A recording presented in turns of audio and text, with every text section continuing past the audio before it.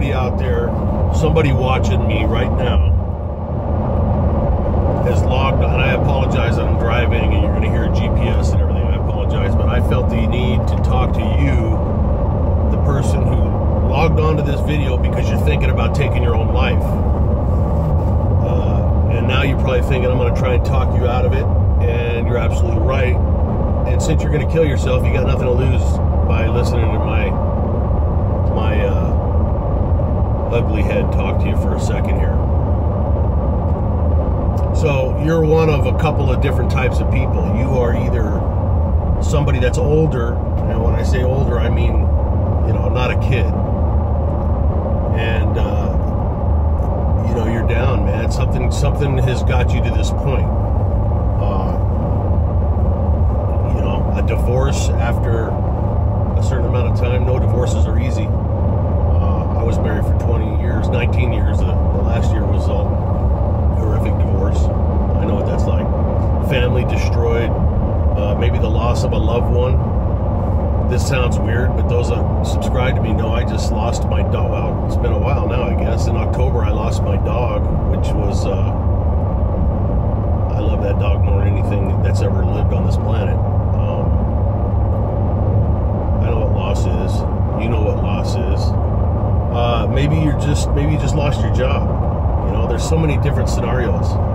Maybe you've got a diagnosis of something that's going to require you to wage war against a sickness, and it's not going to be comfortable. And if you're a young person,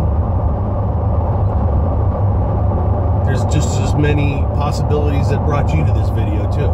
Maybe your parents don't understand you. You may have a drug or alcohol problem.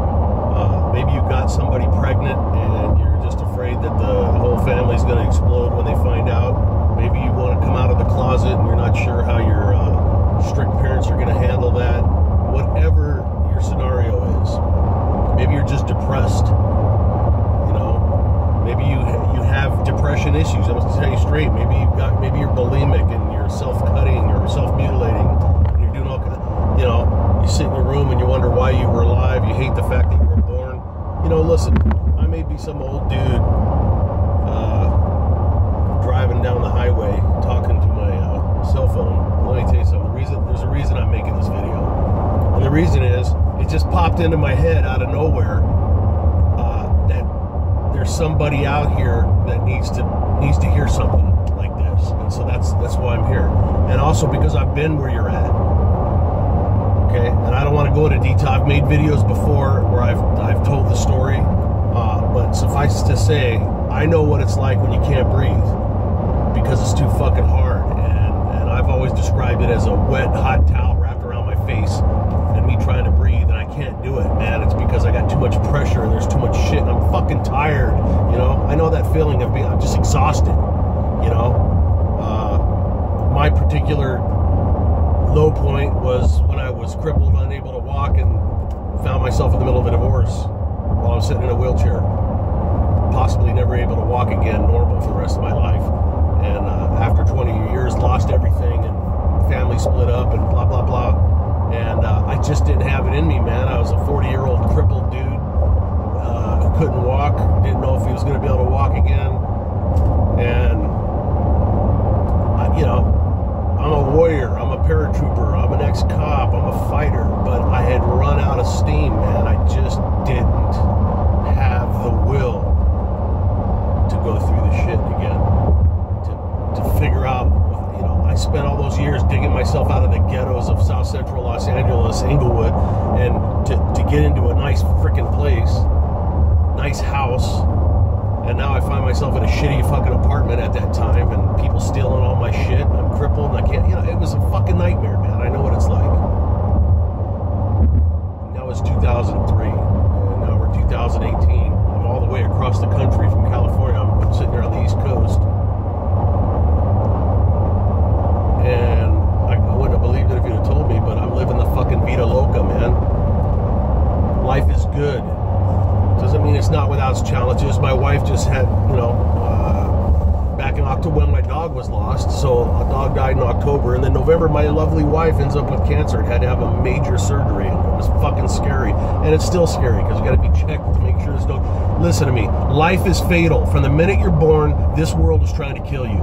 It's trying to kill all of us. But here's the good news for those that are thinking of taking your life. This is the good news, and this occurred to me back when I was in your shoes. Every one of us is going to freaking take that last breath. There is no way out of it. Jim Morrison, guy from an old rock band that died a long time ago, he said no one gets out alive. And nobody does get out alive. Doesn't matter who you are, where you are, we're all going to take that last breath and die. So since we already know that, let's fucking hang out here and stay longer and see what the hell's going to happen. Just out of morbid curiosity, let's see what happens. You know? Let's keep eating and keep fucking feeding our bodies and try to stay healthy. And if we're fighting a drug addiction, let's try to just keep on fighting the fight.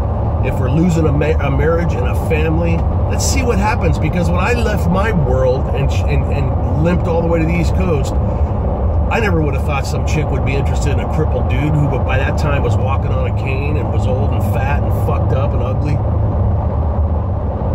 and had no money and was in debt and couldn't get credit to buy a fucking candy bar because of the divorce, lost everything, driving an old shitty fucking car. Those are all fights I had when I was younger, and all of a sudden I'm back in my 40s doing it again. My father is 83 years old, man, and was married for over 40 fucking years, and his wife divorced him. He came from Texas, man, and now he's living by me in a nice apartment. He wants his freedom, or he'd be staying with me. So he's living in the apartment. Life is good. He went through some depression. He does go through some depression from time to time. Nothing like he used to. Look, man, these are learning opportunities. And while you're in the midst of your depression, you don't want to hear some dude telling you that it's going to be okay. But guess what? It is going to be fucking okay. Somebody told me in the midst of my hell, a friend of mine said, someday you're going to look back and laugh at this. And I would have fucking killed him if I could have walked over to him and strangled him. Here I am now, and I joke about my divorce all the time. My wife and I now, we laugh about it. I've been married 12 years now. I never would have had her. You get this? I wouldn't have met my dog that I loved for 11 beautiful years. I wouldn't have met my wife. I wouldn't have my awesome stepkids.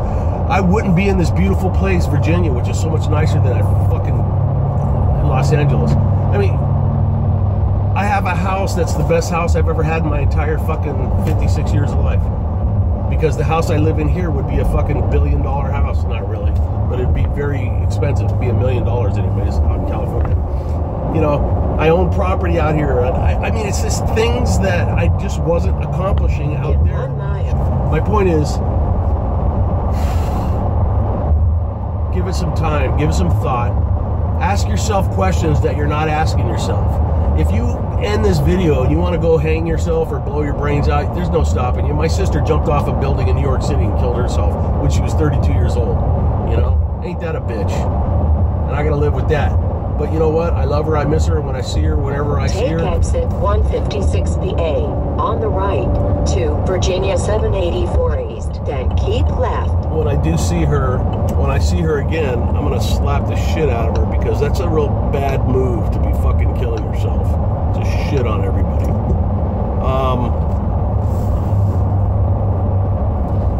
But have you asked yourself detailed questions?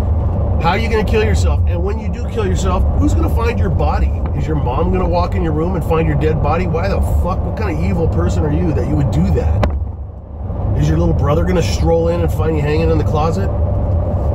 You know? Is your wife going to come in and find you with your brains blown out? Is that a good way to fucking get back at her? Is that what you think? I'm just telling you, man, you keep breathing. And I'm going to leave this video, I'm going to end it with this. If you're still with me, that means that there's a part of you that doesn't want to fucking do it. And that's the part I'm talking to. And I want you to pay attention to this. No matter how old you are, you know about Normandy, the Normandy invasion in World War II, Saving Private Ryan, when the soldiers were coming across that godforsaken beach. One of the things that got me through my worst times was I'm a very visual person, so I have to visualize everything. And I saw that period of 2003, 2004, and 2005. I saw those, you know, lost everything in court because that's California. You know, I saw the moment I knew I was getting divorced, as the ramp dropping on the LST on the beach, the boat. Talking about it, see, I'm getting fucking upset stomach. So, you know, life is painful, man. Don't kid yourself. And, but you got to drive the fuck on, because there's a lot of, you know, a lot of pain with moments of great joy and shit. And you don't want to miss out on that stuff. So, the ramp drops, and then I find myself on the beach. You're on the beach right now, and bullets are fucking coming at you, man. Bullets of depression and stress and money problems, and fucking your wife is fucking some other guy. All of this shit's happening, man. You lost a loved one in a car accident, whatever. Cancer diagnosis. It's all coming at you. I know how that feels, but remember what I think Tom Hanks said on the beach. Listen, you stay on that beach, you're gonna fucking die. You gotta keep moving. And when I say move, I mean physically and mentally.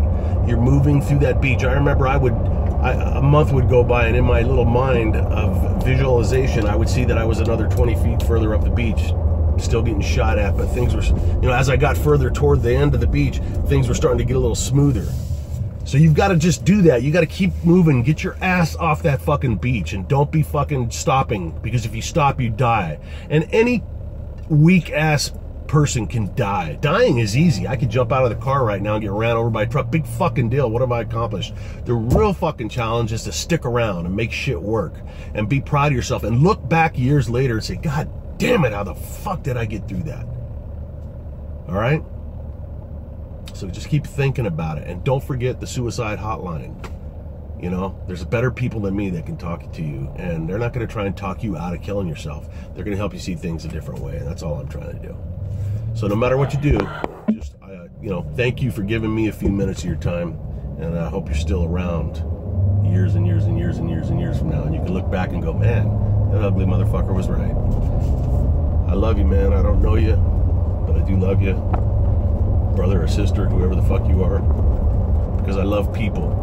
Yeah? All right, man. Almost be safe, stay alive.